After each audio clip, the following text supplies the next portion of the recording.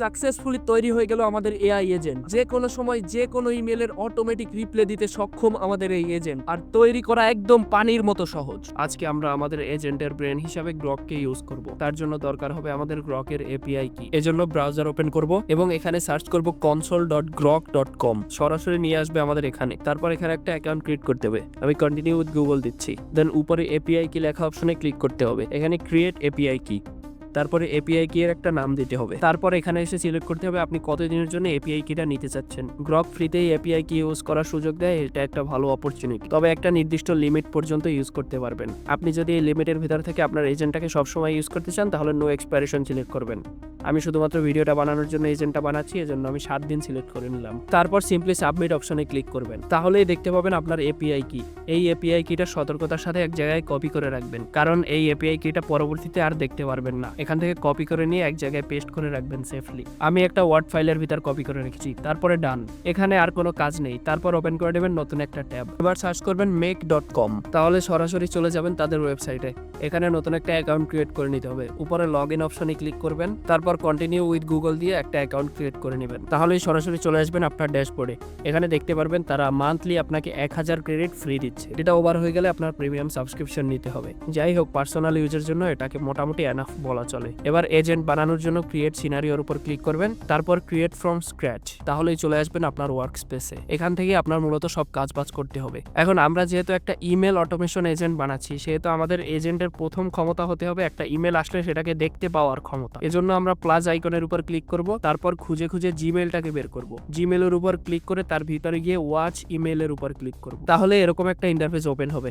এখান থেকে আমার একটা জিমেল অ্যাকাউন্টের সাথে কানেক্ট করতে হবে, অর্থাৎ কোন অ্যাকাউন্টের ইমেল আমাদের এজেন্ট দেখতে পারবে সেই ক্ষমতাটা ওকে দিতে হবে, সেই পারমিশনটা আমাকে দিতে হবে। এখান থেকে ক্রিয়েট আ কানেকশনের উপর ক্লিক করব। তারপর সাইন ইন উইথ গুগল। এখান থেকে সকল প্রসেস সেরে নেব এবং যে পারমিশন চাই সবগুলোকে অ্যালাউ করে দেব। দেন কন্টিনিউ। তাহলে আবার এরকম কিছু দেখতে পারবেন। এখান থেকে ফোল্ডার অপশনটাকে ইনবক্স সিলেক্ট করবেন এবং নিচের লিমিট বাই ডিফল্ট 10 দেওয়া থাকবে। 10 থেকে কেটে অন দিয়ে দেবেন। লিমিটটা হচ্ছে আপনার এজেন্ট একবারে কতগুলো মেল প্রসেস করতে পারবে। আমরা যেহেতু ফ্রি প্ল্যান ইউজ করছি তাই লিমিট বাড়িয়ে দিলে প্ল্যান তাড়াতাড়ি খতম হয়ে যাবে। আর আমরা যেহেতু এগুলো বেসিক্যালি পার্সোনাল ইউজ করব তাই আমাদের লিমিট অত বেশি দেওয়ার দরকারও নেই। একবারে একটা মেল প্রসেস করতে পারলেই হবে। তারপর এখান থেকে সেভ অপশনে ক্লিক করবেন এবং এখানে ফ্রম নাও অন সিলেক্ট করতে পারেন। এখানের বিষয়টা হচ্ছে আপনার কাছে জানতে চাচ্ছে আপনার এজেন্টকে দিয়ে কোন মেল থেকে কাজগুলো করানো শুরু করতে চাচ্ছেন। এখন থেকে যেগুলো আসবে নাকি আগে যেগুলো ছিল সেগুলোরও রিপ্লাই দেওয়াবেন। আমি সিলেক্ট করে দিলাম এখন থেকে যেগুলো আসবে। আমাদের প্রথম লেয়ার সাকসেসফুলি কমপ্লিট হয়ে গিয়েছে।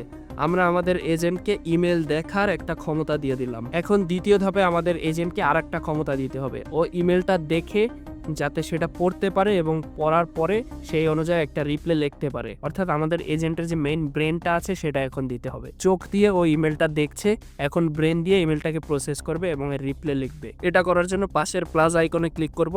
তাহলে বড় আর একটা প্লাস অ্যাপিয়ার হবে। এখানে আমাদের ব্রেনটাকে অ্যাড করতে হবে।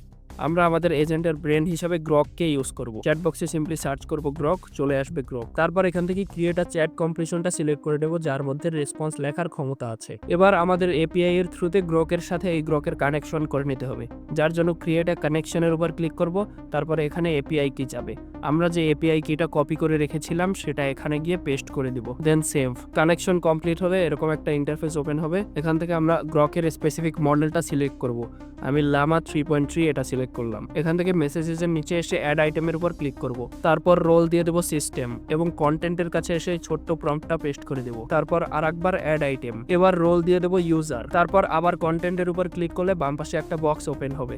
সেই বক্সের বাম দিকে লাল লাল যে বাটনগুলো আছে সেই বাটনগুলো থেকে খুঁজতে হবে আমাদের টেক্সট বডি বা ফুল টেক্সট বডি নামে কি আছে। এখানে আমরা ফুল বডি টেক্সট পেলাম এবং তার উপর ক্লিক করলাম। তারপর এখান থেকে সেভ করে নিব। এখন আমাদের ব্রেনের সেটআপ কমপ্লিট। আমাদের এআই এজেন্ট কোনো ইমেল আসলে সেই ইমেলটাকে দেখতে পাচ্ছে এবং সাথে সাথে ব্রেন দিয়ে সেটাকে প্রসেস করতে পারছে এবং রিপ্লাই লিখতে পারছে। এখন আমাদের লাস্ট যে স্টেপটা লাগবে সেটা হচ্ছে আমাদের এজেন্টের একটা আউটপুট দেখানোর ক্ষমতা দেওয়া লাগবে। এখন সেই ইমেলটা সেন্ড করার জন্য ওকে একটা ক্ষমতা দেওয়া লাগবে। আমরা এভাবে কল্পনা করতে পারি আমাদের এজেন্টের চোখ আছে, ব্রেন আছে, এখন কাজ করার জন্য একটা হাত দরকার।